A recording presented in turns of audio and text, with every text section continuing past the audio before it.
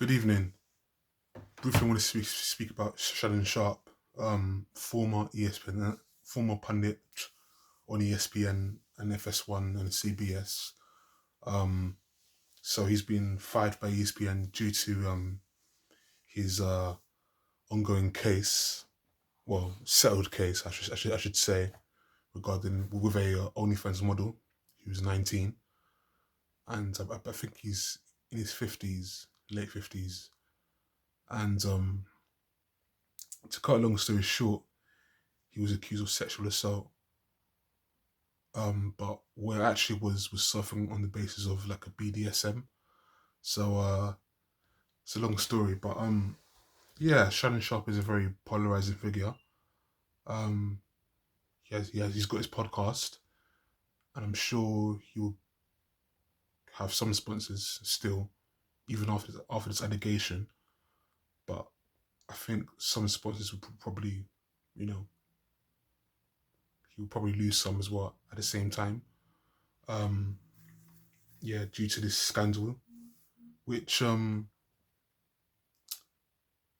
doesn't seem to be fully criminal, considering that he wasn't found guilty and it was just a settlement. But at the same time, it is quite embarrassing. It's quite shameful, being in your late 50s and you're getting involved with a 19-year-old OnlyFans model. That is quite embarrassing and quite, um, like I said, shameful. Um, the thing is, Shannon Sharpe is a former athlete, NFL player. Uh, I think a six-time Pro Bowler. I think. And I think he won the Super Bowl three times. He won the Super Bowl three times with two of the Denver Broncos and one with the Baltimore Ravens. And so yeah, so obviously a legendary tight end in his time, in his day, in the 90s, early 2000s. And so yeah, rightfully so, he gets his respect. He gets his respect as an athlete, and then went into punditry for CBS. And then I think where he really blew up as a pundit was on FS1 Undisputed. And then I think that's when his lisp kind of became brand material. Skip. Yeah, and yeah, because you notice that he has a very strong lisp when he's speaking. I think that's due to where he grew up in Georgia. So it's very distinctive. And so but it didn't stop him. It didn't stop people from watching him. And yeah, FS1 was when he joined Skip Bayless on Undisputed, and that's when we saw his full glazing of LeBron James as the goat, as the greatest of all time was on display.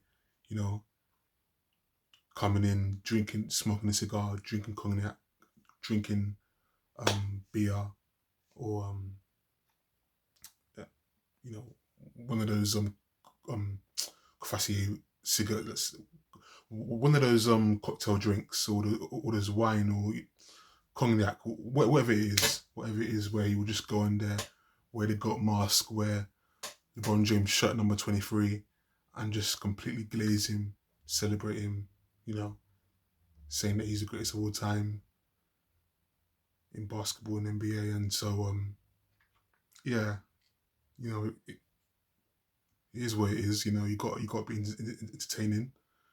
I'm sure he does believe that in that opinion, but sometimes it can be very someone's opinion on TV can be very theatrical.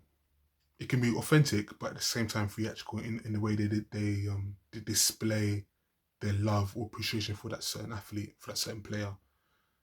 And in the case of Shannon Sharpe, it was for LeBron James. And he had his serious moments as well when talking about racial issues in sports. Whether it was Colin Kaepernick, whether it was racist uh, chanting, or police issues that affect athletes as well. So yeah, he would have a serious side to him, but obviously he left FS1 eventually, went to ESPN, and then now I don't think he's going to be on TV anymore. I doubt it. And really and truly, there isn't any reason to be.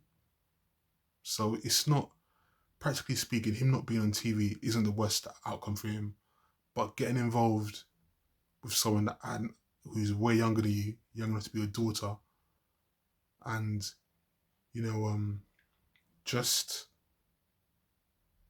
allowing her to finesse you like that is quite embarrassing and shameful, to be quite honest. And we'll see we'll see how he recovers. We'll see how he bounces back as he tries to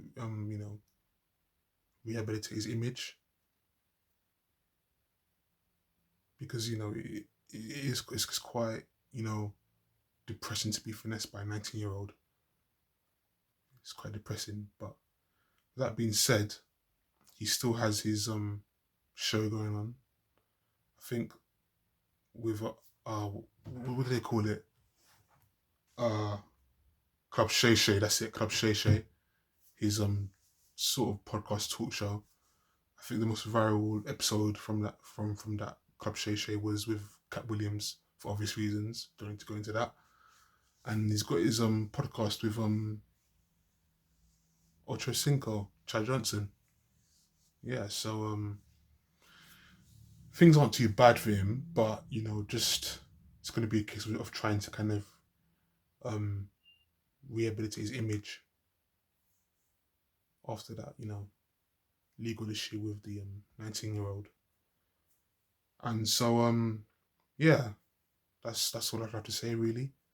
I think he's very entertaining. I think he gets straight to the point, makes his points clear in terms of how things can play out within a certain match, whether it's NFL, NBA, even boxing as well. So yeah, all the best to him. And that's what I have to say. Take care. God bless.